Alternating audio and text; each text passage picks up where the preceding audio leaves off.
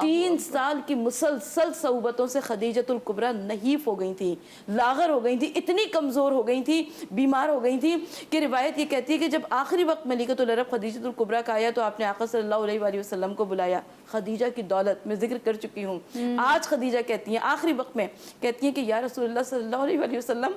میرے پاس ایک چادر ہے، اگر میں اپنے سر کو چھپاتی ہوں تو پیر کھل جاتے ہیں، اگر میں پیروں کو چھپاتی ہوں تو سر کھل جاتا ہے۔ اب خدیجہ کے پاس دولت دنیا میں سے کچھ بھی نہیں رہا، اور اب خدیجہ کا دنیا سے جانے کا وقت آ گیا۔ خدیجہ کی قربانیاں، خدیجہ کے ایثار، خدیجہ کی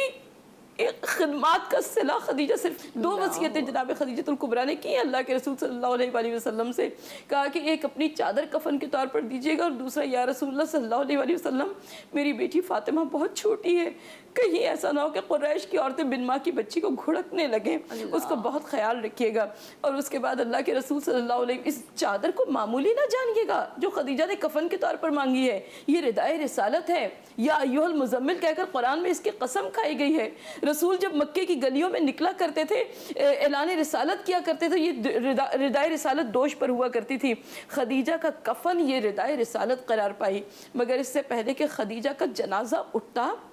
اور جاتا جنت المعلیٰ نامی قبرستان میں، کہ آسمان سے جبرائیل امین آئے، کہا کہ پروردگار عالم خدیجہ کی خدمات کے صلے میں تحفہ درود و سلام بھی بھجواتا ہے اور خدیجہ کو جنت کا کفن بھجواتا ہے۔ یعنی 2 کفن لے کر خدیجۃ الکبریٰ جنت المعلیٰ میں پیوند زمین ہو گئیں، ایک رسول کی ردائے رسالت، ایک بہشتی کفن لے کر، اور جاتے جاتے اس اسلام کو 2 چیزیں دے گئیں، ایک اپنی دولت جو کہ شجر اسلام میں خون بن کر دوڑ رہی ہے، اور دوسری وہ بیٹی فاطمہ زہرا کہ چلو سلام کریں اس کے آستانے کو، حسین پال کے جس نے دیا زمانے کو۔